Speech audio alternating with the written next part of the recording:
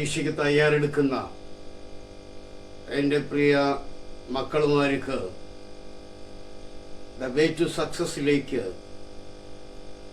പുതിയ ഒരു വീഡിയോയിലേക്ക് നിങ്ങൾക്ക് എല്ലാവർക്കും സ്വാഗതം. നമ്മൾ ചോദ്യവും പഠിക്കും, ഉത്തരവും കാണാതെ പഠിച്ചു വയ്ക്കും. അതിൽ പലർക്കും ആശയക്കുഴപ്പങ്ങൾ വരും. ഉദാഹരണങ്ങൾ മാറിക്കഴിഞ്ഞാൽ ഇതെങ്ങനെയാണ് എന്ന് എഴുതാൻ ചിലപ്പോൾ ഒരു ബുദ്ധിമുട്ടുണ്ടാകും. അതുകൊണ്ട് ഫിസിക്സിൻ്റെ ആ ഉള്ളിലേക്ക് ഉള്ളിലേക്ക് നമ്മളൊന്ന് ഇറങ്ങി പോവുകയാണ്. ഇത് നിങ്ങളെ സഹായിക്കുമെന്നുള്ളത് 100% ഉറപ്പ് തരികയാണ്. ഉദാഹരണമായിട്ട് അധ്വാനഭാരം ലഘൂകരിക്കുവാൻ സഹായിക്കുന്ന ഏതൊരു ഉപകരണത്തെയും യന്ത്രങ്ങളെന്ന് നമ്മൾ പറയാറുണ്ട്. ലഘുയന്ത്രങ്ങൾ. ആ ലഘുയന്ത്രങ്ങളിൽ വരുന്ന ഒന്നാണ് ഞാനിവിടെ എഴുതിയിട്ടിരിക്കുന്ന ഉത്തോലകം. ഉത്തോലകം, LEVER, ലെവർ, ലിവറല്ല, ലെവർ, ഉത്തോലകം. എന്താണ് ഈ ഉത്തോലകം എന്ന് പറഞ്ഞാൽ? ഭാരമെന്ന സ്ഥിരബിന്ദുവിനെ ആസ്പദമാക്കി സ്വതന്ത്രമായി തിരിയുവാൻ കഴിയുന്ന ഒരു ദൃഢദണ്ഡാണ് ഈ ഉത്തോലകം എന്ന് പറയുന്നത്. ആ സ്വതന്ത്രമായി തിരിയുന്ന ആ ബിന്ദുവിനെ നമ്മൾ ഭാരമെന്ന് പറയും. ഫൽക്രം, ഭാരമെന്ന് പറയും. യന്ത്രത്തിൽ പ്രയോഗിക്കുന്ന ബലം യജ്ഞമാണ്. യജ്ഞം ഉപയോഗിച്ച് നേരിടുന്നത് എന്താണോ അതിനെ രോധമെന്നും പറയും. യജ്ഞവും രോധവും ഭാരവും, ഈ 3 പോയിന്റുകൾ ഓർത്തിരിക്കണം. ഭാരം, യജ്ഞം, രോധം. നോക്കാം. ഭാരം, ഇത് രോധം, ഇത് യജ്ഞം. ഭാരം മുതൽ യജ്ഞം വരെയുള്ള ദൂരം യജ്ഞഭുജം. ഭാരം മുതൽ രോധം വരെയുള്ള ദൂരം രോധഭുജം. ഇനി രോധം ഗുണം രോധഭുജം സമം യജ്ഞം ഗുണം യജ്ഞഭുജം. ഇത് ഉത്തോലക തത്വം, ആർക്കിമിഡീസ്. ഉത്തോലക തത്വം, ആർക്കിമിഡീസ്. ഇനി രോധത്തെ യജ്ഞം കൊണ്ട് ഭാഗിച്ചാൽ യാന്ത്രിക ലാഭം കിട്ടും. രോധം ഭാഗം യജ്ഞമെന്ന് വരണമെങ്കിൽ മറുസൈഡ് എന്തായിരിക്കും? യജ്ഞഭുജം ഭാഗം രോധഭുജമായിരിക്കും. യാന്ത്രിക ലാഭം ആ വിധത്തിലും നമുക്ക് പറയാം.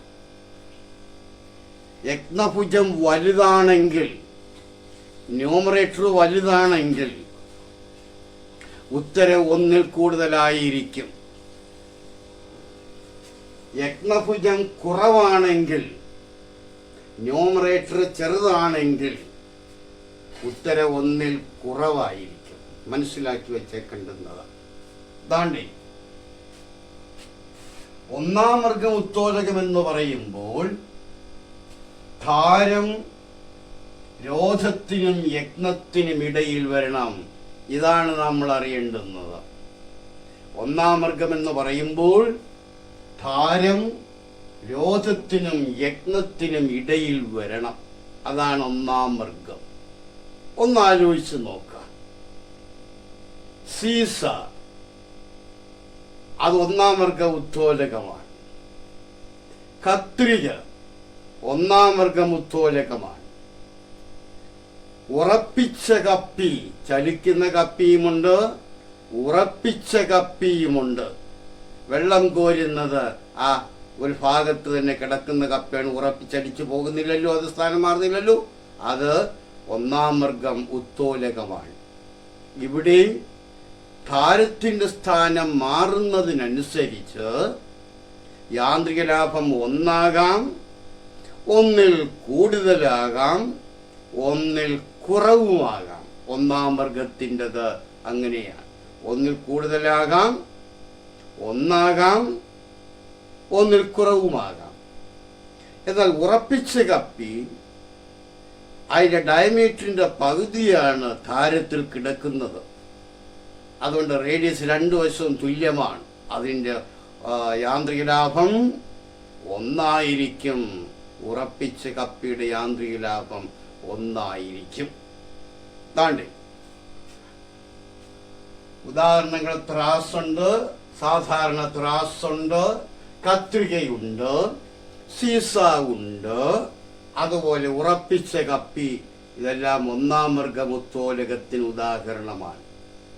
ഇനി 2-ാം വർഗം എന്ന് പറയുമ്പോൾ നാരങ്ങാഞ്ഞയ്ക്ക് നമ്മൾ കണ്ടിട്ടുണ്ട്. നാരങ്ങാഞ്ഞയ്ക്ക് ലൈം സ്ക്യൂസ് അത് തിരിയുന്നത് ഒരഗ്രത്താണ്, ധാരം ഒരറ്റത്താണ്. നാരങ്ങ ഇതിൻ്റെ യജ്ഞത്തിൻ്റെയും ധാരത്തിൻ്റെയും ഇടയ്ക്ക് വരുന്നതാണ് നാരങ്ങ വയ്ക്കുന്നത്, നാരങ്ങയുടെ സ്ഥാനം. അത് 2-ാം വർഗമാണ്. 2-ാം വർഗം എങ്ങനെ തിരിച്ചറിയും? രോധം ധാരത്തിൻ്റെയും യജ്ഞത്തിൻ്റെയും ഇടയിൽ വരുന്നതാണ് 2-ാം വർഗമുത്തോലകം. രോധം ധാരത്തിനും യജ്ഞത്തിനും ഇടയിൽ വരുന്നതാണ് 2-ാം വർഗമുത്തോലകം. നാരങ്ങാഞ്ഞയ്ക്ക് ഇതിന് ഉദാഹരണമാണ്. പാക്കുവെട്ടി ഇതിന് ഉദാഹരണമാണ്. ചലിക്കുന്ന കപ്പി 2-ാം വർഗമുത്തോലകമാണ്. ഓർമ്മ വെച്ചേക്കണം. ഈ ഉദാഹരണങ്ങൾക്കാണ് പ്രാധാന്യം. കത്രിക 1-ാം വർഗം, നാരങ്ങാഞ്ഞയ്ക്ക് 2-ാം വർഗം, ഉറപ്പിച്ച കപ്പി 1-ാം വർഗം, ചലിക്കുന്ന കപ്പി 2-ാം വർഗം. ഉറപ്പിച്ച കപ്പിയുടെ യാന്ത്രിക ലാഭം 1, ചലിക്കുന്ന കപ്പിയുടെ യാന്ത്രിക ലാഭം എന്തായിരിക്കുന്നറിയാമോ? റേഡിയസും വരും, ഡയമീറ്ററും വരും. അപ്പോൾ ഡയമീറ്ററിന്റെ പകുതി കൊണ്ട് ഭാഗിച്ചാൽ ഉത്തരം 2. ചലിക്കുന്ന കപ്പിയുടെ യാന്ത്രിക ലാഭം 2. ഓർമ്മ വെച്ചേക്കണം. ഇനി 3-ാം വർഗം എന്ന് പറയുന്നത്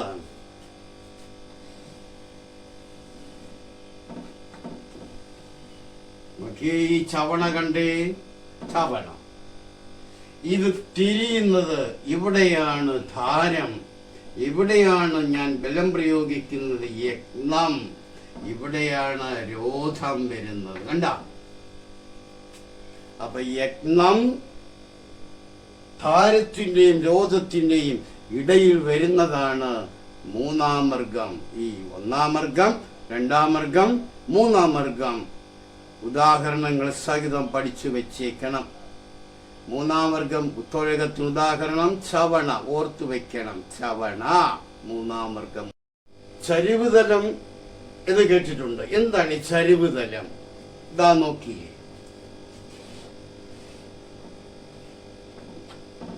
ഇതാണ് ചരിവുതലം.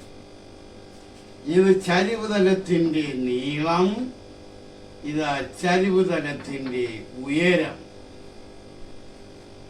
അപ്പൊ ചരിവുതലത്തിന് ഉദാഹരണം ഒന്ന് പറയാൻ പറ്റുമോ? ആപ്പ് ചരിവുതലത്തിന് ഉദാഹരണമാണ്. വെഡ്ജ് എന്നെങ്കിൽ ഇംഗ്ലീഷിൽ പറയാം ആപ്പ്. അതുപോലെ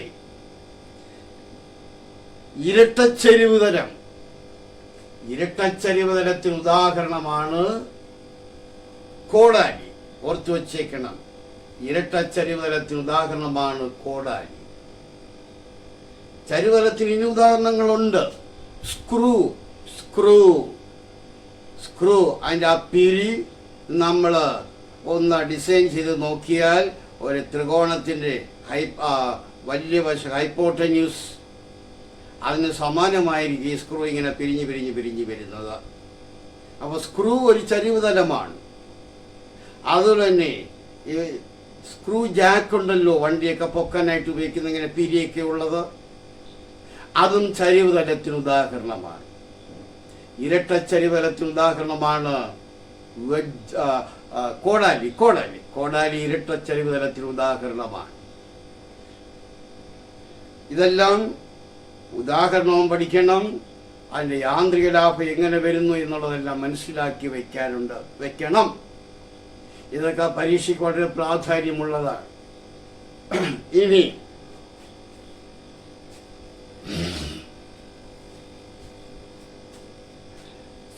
ചരിവുതലത്തിന്റെ നീളത്തെ ചരിവുതലത്തിന്റെ ഉയരം കൊണ്ട് ഭാഗിച്ചാൽ യാന്ത്രിക ലാഭം നമുക്ക് കിട്ടും.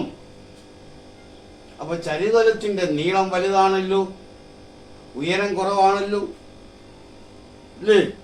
അപ്പോ ന്യൂമറേറ്റർ വലുത്, ഡിനോമിനേറ്റർ ചെറുത്. അപ്പൊ യാന്ത്രിക ലാഭം എല്ലായ്പ്പോഴും ഒന്നിൽ കൂടുതലായിരിക്കും. ചരിവുതലത്തിന്റെ യാന്ത്രിക ലാഭം ഓർത്തു വെച്ചേക്കണം.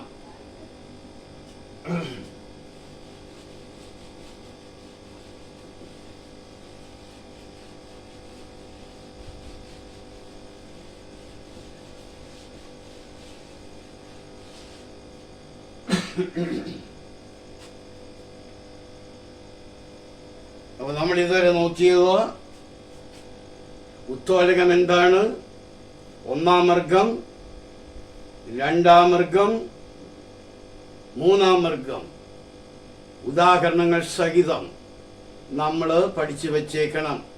ഇതൊക്കെ ചോദിച്ചിട്ടുള്ളതാണ്. ഒന്നാം വർഗത്തിന് ഉദാഹരണം ബ്രാക്കറ്റിൽ തന്നിരിക്കുന്നത് ഏതൊക്കെയാണ് എന്നുള്ളത്. തുടർച്ചയായി ഫിസിക്സിന്റെ വീഡിയോ ഇങ്ങനെ വന്നുകൊണ്ടിരിക്കും. നിങ്ങളിത് സശ്രദ്ധ ഇത് പഠിക്കണം. ഒരു ചോദ്യവും ചെറുതല്ല എന്നുള്ള ഒരു ഓർമ്മ വേണം.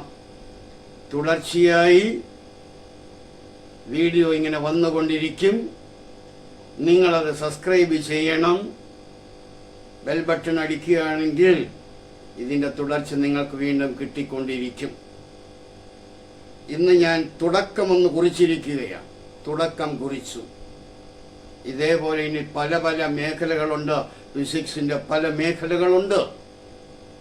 ഇപ്പൊ വളരെ സിമ്പിളായിട്ടുള്ളൊരു കാര്യമാണ് ഞാൻ പറഞ്ഞിരിക്കുന്നത്. ഇനി ലൈറ്റുമായിട്ട് ബന്ധപ്പെട്ട് വരും, ന്യൂക്ലിയർ റിയാക്ഷനുമായിട്ട് ബന്ധപ്പെട്ട് വരും. അങ്ങനെ ഒരുപാട് മാഗ്നറ്റിസം, ഒരുപാട് കാര്യങ്ങളുണ്ട് ഫിസിക്സിനകത്ത് നമുക്ക് മനസ്സിലാക്കുവാൻ. പ്രകാശവർണ്ണങ്ങളുണ്ട്.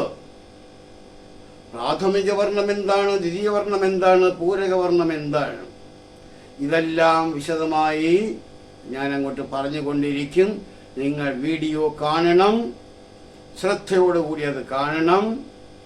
എഴുതി വെക്കണമെങ്കിൽ എഴുതി വെക്കാം. സബ്സ്ക്രൈബ് ചെയ്യണം.